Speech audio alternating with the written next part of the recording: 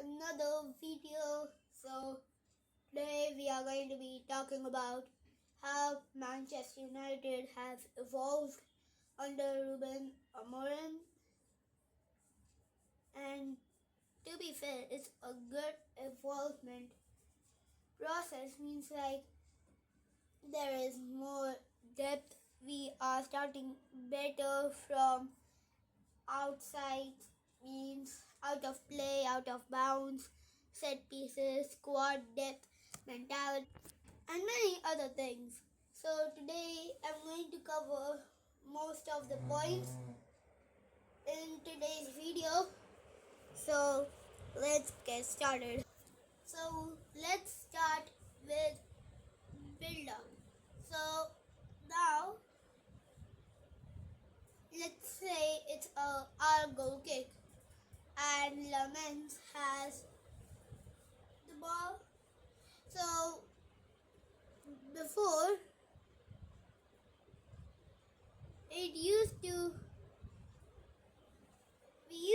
play it slow and start from the back.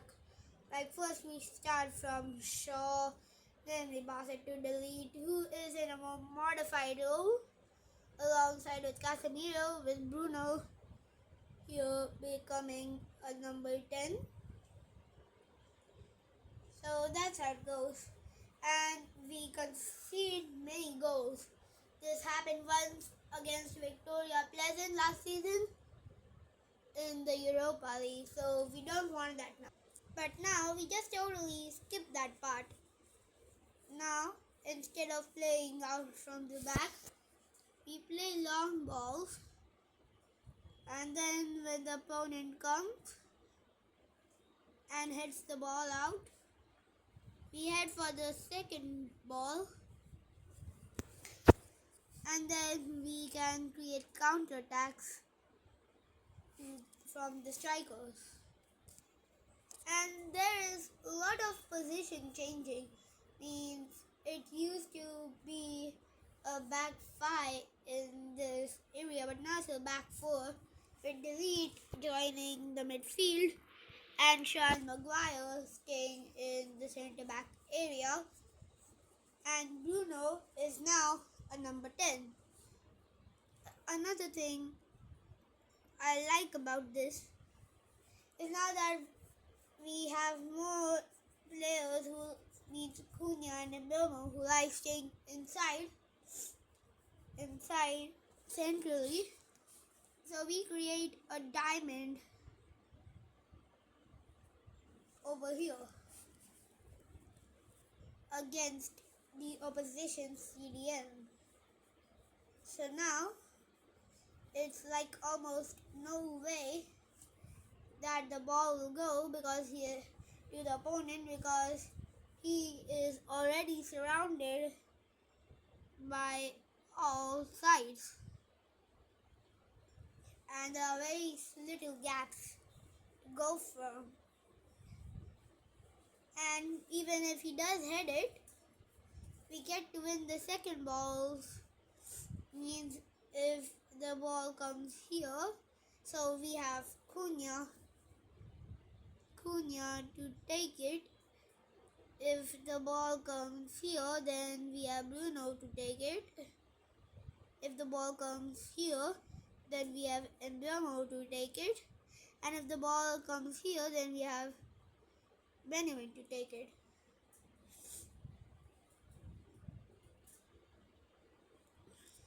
So now let's get up to pressing. Now one thing I like, means the improvement I like, is that now instead of pressing like this, we can instead press with something like this.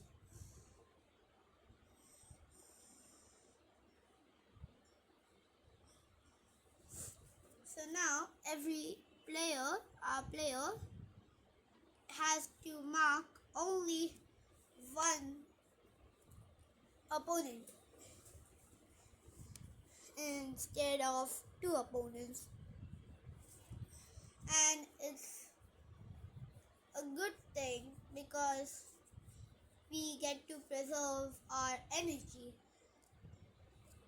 But last season, we had to press something like this and maintain our formation.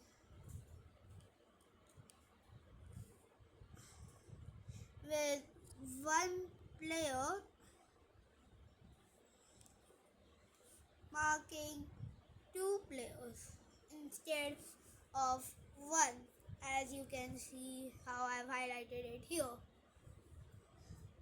But now that we have evolved and Amorim has done some tactical things, Cunha has to mark the right back, or our left forward has to mark the opponent's right back. A striker needs to mark one of the centre back. Our right forward has to mark another centre back, and Diallo or the right wing back has to mark the opponent's full back. Now we have Diallo, who is on the flank without marking anyone. Now here he can come inside and can mark the opponent's centre mid, while the other centre mids, Casemiro and Bruno, can mark the defense. With Bruno can mark their defensive midfielder and become a number 10, and Casemiro could mark the opponent's center midfielder. So now we are kind of man marking here, and it's a good thing because now it will be tough for the opponent to get the ball around. Now this can come with some negatives because now we are left with this open space which can be exploited. Means if the ball, now if it's a goal kick for the opponent, they can just put it in this area, and since we are marking it ahead and applying more pressure, this area can be utilized by the striker, leading to counterattacks with the center midfielders, which can eventually lead to us conceding a goal. So there are a few risks with this, but it is mostly a positive. So Diallo and Casemiro could come behind, with the lead staying more closer. Another thing I want to highlight is our set pieces when we are having a corner. So now we overload mostly the space behind to make a surprise run, and then just total chaos. And one of the most important reasons is because we have these 2 players. Beautiful in crosses, means they are just too good at crossing the ball. Fernandes and Mbeumo. Fernandes just can whip it in with his right, putting an inside curler, and Mbeumo could do it with his left. Both of them very good at set pieces and could be good threats. And so what we do here is like we just play in a cross like this. Mostly the keeper could just pick it up, but this time we could have a player in front of the keeper and then let our players come ahead and just hit the ball, which is a good thing if you ask me. I don't want to highlight this so much, so let's just get back to where we.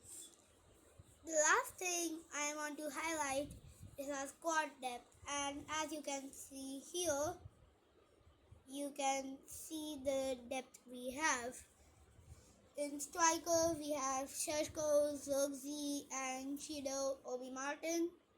In attacking midfielders, we have Cunha, Mount, and Mbeumo. In midfield, we have Casemiro, Bruno, Ugarte, and Mainu. In wing backs, we have Amad Diallo, Dallo, Dogu, and Mazraoui. Martinez, we have Shaw. Centre back, we have Martinez, Shaw, Heaven. In centre back, the other centre back, we have Delete and Maguire. And in the third centre back, we have Yarrow and Fredrickson. I don't think he plays that much, so we can just consider Heaven. And goalkeeper, we have Raman, Pioneer, and Eden. So we can go with particular styles. If you want a physical team, this team is probably good, except Euro for